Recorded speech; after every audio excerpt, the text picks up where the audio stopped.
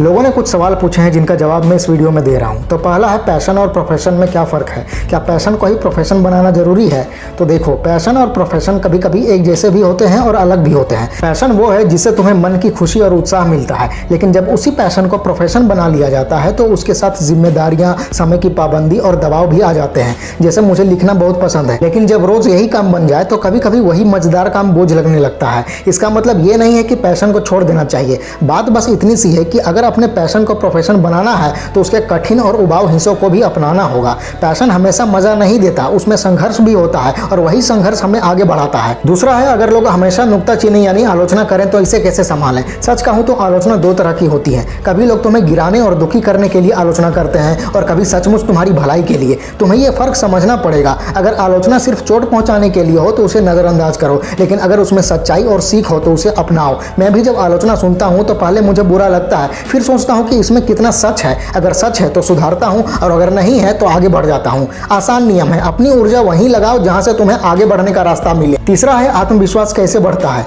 आत्मविश्वास एक दिन में नहीं आता, यह तब आता है जब बार बार डर से बाहर निकलकर नए हालात संभाले जाते हैं। हर चुनौती और हर कठिनाई तुम्हें थोड़ा थोड़ा मजबूत बनाती है। जैसे जब तुम पहली बार मंच पर बोलते हो तो थोड़ा डर लगता है, दूसरी बार थोड़ा और कम और तीसरी बार और कम और इसी तरह कम होता जाता है। इसी तरह बार बार कोशिश करते रहने से आत्मविश्वास बनता है। आत्मविश्वास एक मांसपेशी की तरह है, जितना इस्तेमाल करोगे उतना मजबूत होगा। और सबसे जरूरी बात, अपनी तुलना किसी और से बिल्कुल भी मत करो, बस अपने कल के आप से तुलना करो खुद की। अगर तुम आज अपने बीते हुए कल से बेहतर हो तो यही असली आत्मविश्वास है। चौथा है, बुरे और जहरीले लोगों से कैसे दूर रहें, खासकर अगर वे परिवार या करीबी दोस्त हो तो। देखो, ये सबसे कठिन स्थिति होती है। बुरे लोग सिर्फ नकारात्मक ऊर्जा ही नहीं लाते बल्कि आत्मसम्मान भी कम कर देते हैं। परेशानी यह है कि कभी कभी ऐसे लोग आसानी से जीवन से बाहर नहीं होते, जैसे परिवार या पुराने दोस्त। ऐसे में तुम्हें एक साफ सीमा तय करनी होगी, मतलब उनसे जितना हो सके कम बात करना, समय कम बिताना और अपनी मानसिक शांति बचाना। मैं मानता हूं कि हमेशा अपनी शांति को सबसे ऊपर रखना चाहिए। अगर कोई बार बार तुम्हें नीचा दिखाए और रोकता रहे तो उनसे दूरी बना लो, चाहे वो कितने भी करीबी क्यों ना हो।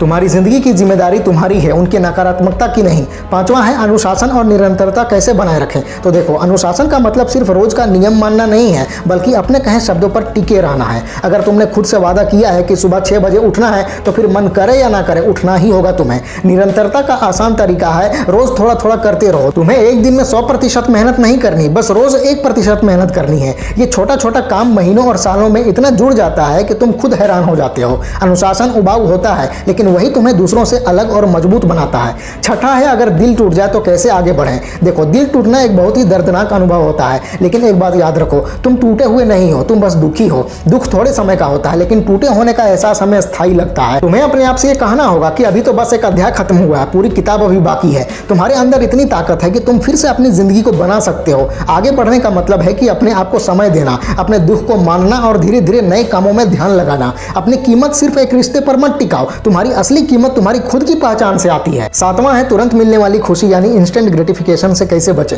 देखो, ये एक आम समस्या है। हर जगह लालच भरे साधन है, जैसे मोबाइल, टीवी, बेकार खाना, मौज मस्ती इत्यादि। तुरंत मिलने वाली खुशी एक ऐसा जाल है जो लंबे समय की तरक्की को बिगाड़ देता है। इससे बचने का एक ही तरीका है कि अपने लक्ष्य इतने क्लियर रखो कि तुम्हें ना कहना आसान हो जाए। मैं खुद यही करता हूं, अपने सामने बड़ी तस्वीर रखता हूं। अगर लगता है कि छोटी सी खुशी मुझे कल की सफलता से दूर कर रही है तो मैं तुरंत ना कह देता हूं। अनुशासन और आत्मनियंत्रण अभ्यास से आते हैं और जितना ज्यादा अभ्यास करोगे उतना मजबूत बनोगे तुम। आठवां है, आत्म प्रेम यानी सेल्फ लव का असली मतलब क्या है। देखो, लोग अक्सर आत्म प्रेम को सिर्फ आराम सुख से जोड़ देते हैं, जैसे घूमना, खरीदारी करना या मौज मस्ती लेना, लेकिन आत्म प्रेम इससे कहीं गहरा है। आत्म प्रेम का मतलब है अपने सच्चे दोस्त बनाना, अपनी गलतियों को मानना और तरक्की के लिए कठिन फैसले लेना। आत्म प्रेम का मतलब है खुद के साथ ईमानदार रहना, चाहे वो असुविधाजनक ही क्यों ना हो। जैसे अगर तुम अपनी सेहत बिगाड़ रहे हो और बेकार खाना खा रहे हो तो आत्म प्रेम का मतलब होगा कि तुम खुद को अनुशासित करो और अच्छी आदतें अपनाओ। कभी कभी आत्म प्रेम का अर्थ आराम को ना और तरक्की को हाँ कहना होता है। नौवां है, अगर जिंदगी हमेशा भारी यानी ओवरवेलमिंग लगे तो क्या करें। देखो, मुझे भी कभी कभी लगता है कि जिंदगी इतनी तेज भाग रही है कि मैं संभाल नहीं पा रहा।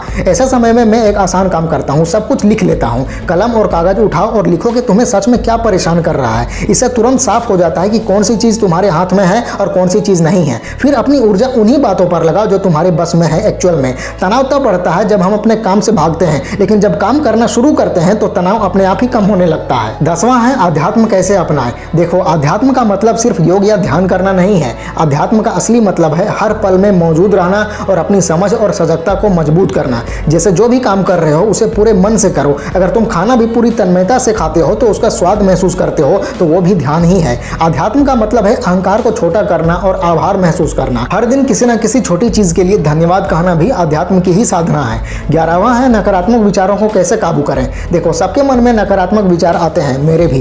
फर्क बस इतना है कि तुम उन विचारों के साथ क्या करते हो। अगर बार बार उन्हीं को बढ़ावा दोगे तो वो और मजबूत हो जाएंगे। मैं एक आसान तरीका अपनाता हूँ। जब भी नकारात्मक विचार आते हैं मैं उन्हें लिख लेता हूँ और उनके सामने सकारात्मक कदम रखने की योजना बनाता हूँ। नकारात्मक विचार हमेशा रहेंगे लेकिन उनसे चिपके मत रहो। अपने दिमाग को बार बार याद दिलाओ कि समस्या पर नहीं, समाधान पर ध्यान देना है। 12वां है खुशी को कैसे समझें। देखो, खुशी कोई मंजिल नहीं है, ये एक सफर है। हमें लगता है कि कोई खास लक्ष्य पाकर खुशी मिलेगी, लेकिन जैसा ही वो पूरा होता है हमें अगला चाहिए होता है। खुशी का असली मतलब है सफर का मजा लेना। जब तुम प्रक्रिया का मजा लेते हो, अपनी छोटी छोटी जीतों को मनाते हो, तभी सच्ची खुशी मिलती है तुम्हें। जिंदगी का आसान सूत्र है, आभार जोड़ तरक्की इक्वल्स खुशी।